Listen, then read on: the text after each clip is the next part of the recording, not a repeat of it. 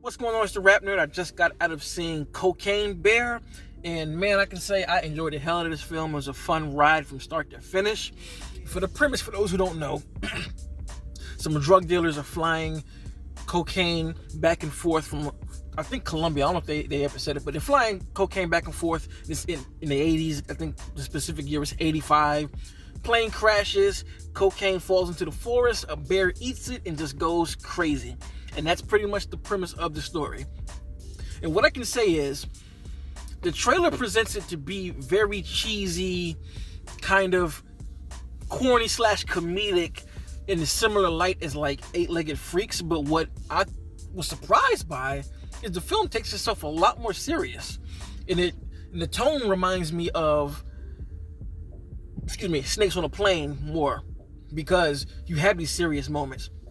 Like the first half of the film leans on that horror comedy cheesiness a lot to set up the characters and the storylines and get that stuff out of the way. But once the ball really gets rolling and the real story presents itself in the second half, it's pretty serious. You know what I'm saying? Like, and don't get me wrong, there are still those moments of comedy and levity and all those type of things, but the core of the story as it goes from that point on, it's pretty serious, and it presents something totally different. Like, it kind of changes almost in a sense from a creature feature to something else and presents you like the real villain of the story in the second half. And I think that was pretty cool and unexpected, because again, I thought this was going to be just mind-numbing dumb fun, and nothing wrong with that. I would have liked that, but it actually gave me something else which I also did like and appreciated. Like, you can tell whoever wrote the script, I missed the screenwriter's name, but they actually wanted to make a film and provide some actual content and put thought into the story, opposed to just making it one note throughout. Like, and I do appreciate that. Like I said, everybody who showed up performed, and the comedy hit when it's supposed to hit. And it's funny because it's not as funny as I expected it to be because of what I said, and all of that stuff pretty much happens in the first half of the film. Another thing, the bear, the CGI looked great the whole time. There's not one time when I really got taken out of it because the VFX looked bad. Looks stellar, like throughout, from start to finish. Every time you see the bear, it's like, oh, it looks real as hell.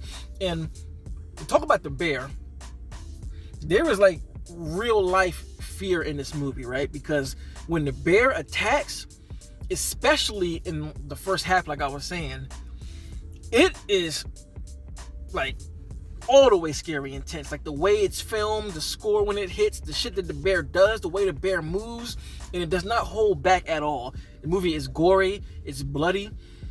When I say bloody, it doesn't hold back. So this is not for the faint of heart if you're not into gore, because it definitely it shows it. Like the first kill you see, you're like, okay, this sets the tone of what to expect. And there's some terrifying moments. I mean, I caught myself going like, like when certain stuff happened, and I usually don't do that unless somebody really gets fucked up, and that definitely happens in the film. So that was a good part of it. And the one thing about the film that does kind of like, I thought was like, is I feel like they tried to kind of do too much with the story. When I was watching the movie, I thought it might have been the editing that kind of makes it wonky a little bit. It feels a little clunky in places, but really it's the way the story is written. Because with creature features, right, in one of two ways it usually happens. You have a group of people that travel on the same journey of the story together, and they have to deal with the creature coming at them, and they kind of get separated in between and blah blah blah, but it's still one unit. Or you have a few different storylines kind of flowing, and they finally come into one.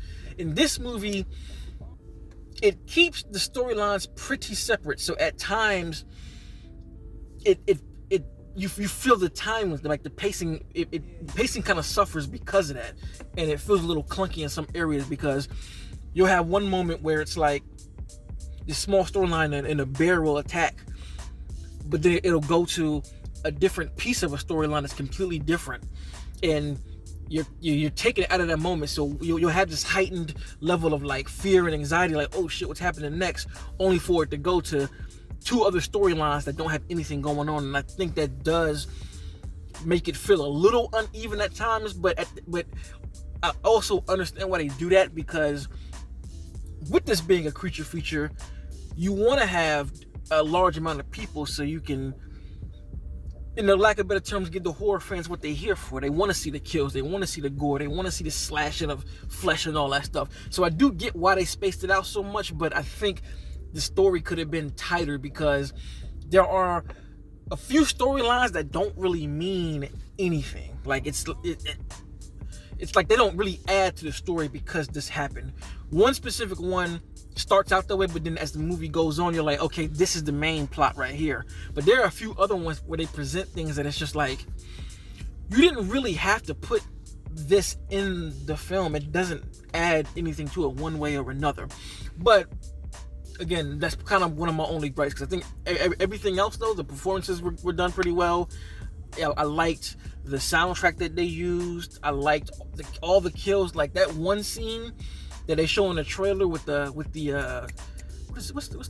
first responder. He like closes the door.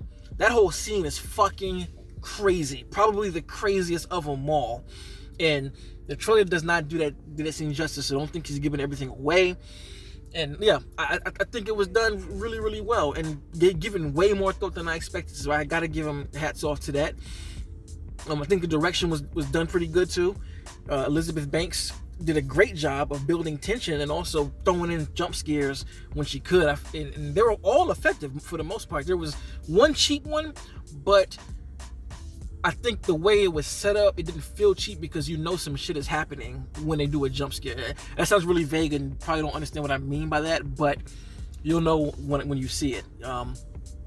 What else can I say about the film without spoiling anything? I'm trying to do my best. It was fun. Overall, that's the biggest thing about it. It was fun as hell. I enjoyed it.